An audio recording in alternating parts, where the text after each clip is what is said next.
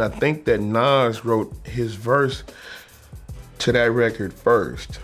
I have the actual footage of me listening to Nas and making that beat when he was in the vocal booth recording it. And I was in there like, damn. Yeah, that's how he is to me. Like Nas is like, dot, dot, dot, dot, dot. You know, just start naming shit. A masterful MC. The state of mind that I had when I was writing that entire record was I was comfortable. They gave me a lot of money to do the record, and I had an extensive budget so I could buy tracks from whoever the fuck I wanted to buy tracks from. Def Jam had these people that went around like realtors, and they called them beat brokers. Shout out to Hawk Burns, because he was one of the first beat brokers that I had ever met. And he turned me on to this song. He turned me on to this producer named China Black. And China Black in turn did this song called Safe. The first song that's on the Fix album is called Safe. Rapping music is a challenge to me, you know, and I want to keep it fresh. And the minute that I can't keep music fresh and the rhymes sound like the rhyme sounded back then when the rhyme sounded, then I don't want to be like that. I don't want to be like that. I don't waste the rhyme. You know, if I took time to write to it, then there's something there somewhere. And yeah, I do ride. I do a lot of riding when I'm recording because I wanna listen to this, you know. I wanna see where this could be stronger. If I need to change a word here, I'll change that word there. You know what I mean? And when I'm doing my shit, I don't give a fuck what nobody else is singing in here. I know how I want my shit to sound. You make you sound however the fuck you wanna make you sound. But me, I wanna sound like that. And that's what I work for every time I worked on a record. I wanted to make sure it was that of what I wanted. The statements that I want to make with those come lines, I call them come lines at the beginning of these records because that sets the tone for every word and bar that comes after. You know, you gotta set this up. Those come lines to me mean everything to the song because that's how you capture the listener's attention when you say something be like every day be like the same old thing. Oh shit. So every come line to me has gotta be extraordinary. I don't like nobody in the studio with me when I'm producing or when I'm rapping. I don't want the distractions. I don't want you fucking talking. I don't want you on your phone. I don't want you recording. I want you to get the fuck out. That's how I am in the studio. I don't play around in there because that was my livelihood. That was how I earned my living.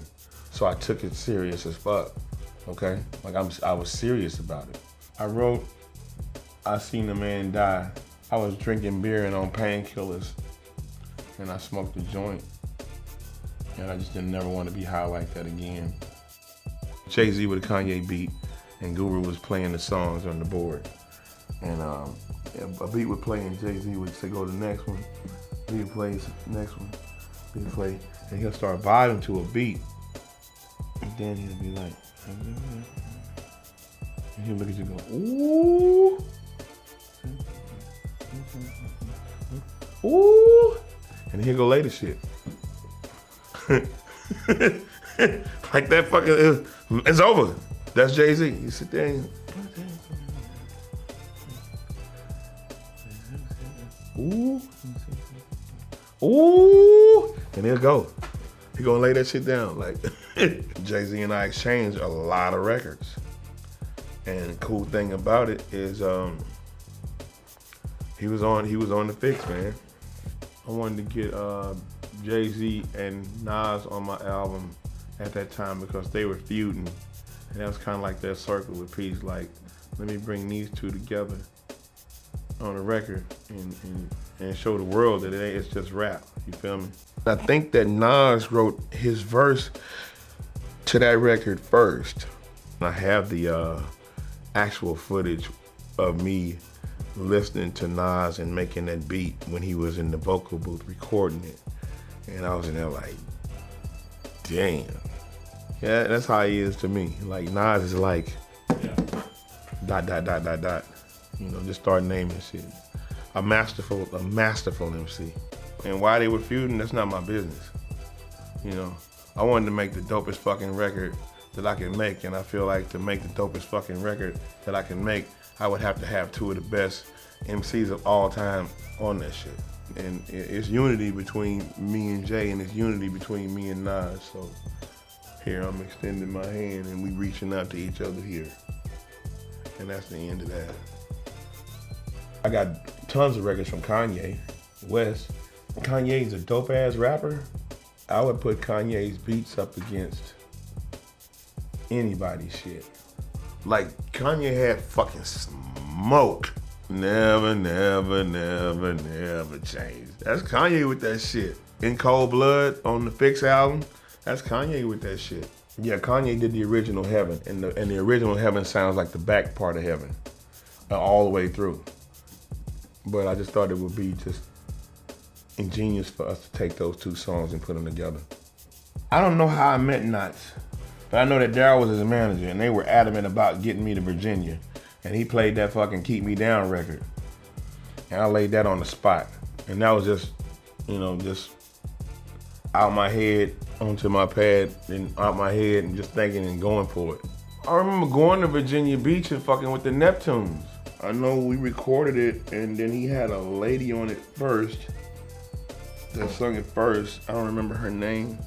I'm sure Pharrell remembers her name because she was from Virginia Beach. That was the only song that I got. It wasn't a beat CD from Pharrell. Pharrell and his partners handcrafted that shit. Needless to say, it turned out to be big. It was a big record. T-Mix from Suave House, man. T-Mix is an extraordinary producer. He did the first half of the Heaven beat. But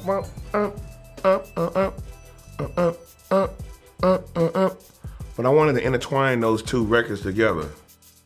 I've always done an intro and an outro to my album that acted as my 12th song. So I put 10 and then intro, outro, make it 12. That's a full body.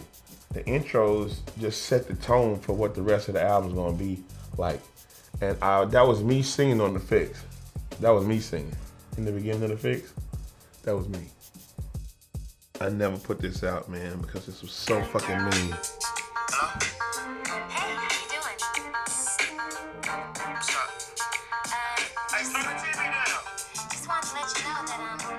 Can y'all hear that shit? I'm gonna call you back. You always tell me you're gonna call me back and you don't. I'll call you back. I remember when we first met, this shit was a go. She was a friend of a friend's friend. I met at the show.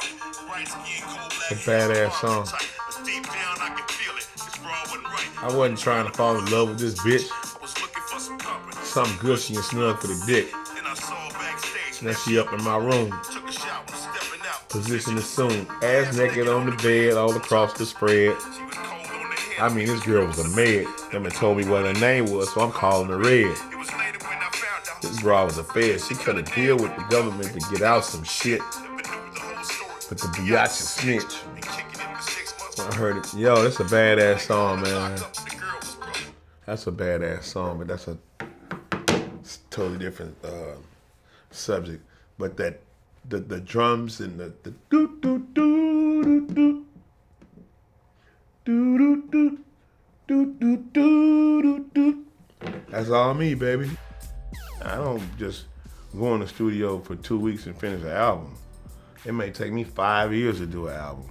Imagine being in a rush, and I rush one of those fucking projects, and then I don't have a 33, 34 year career like I had.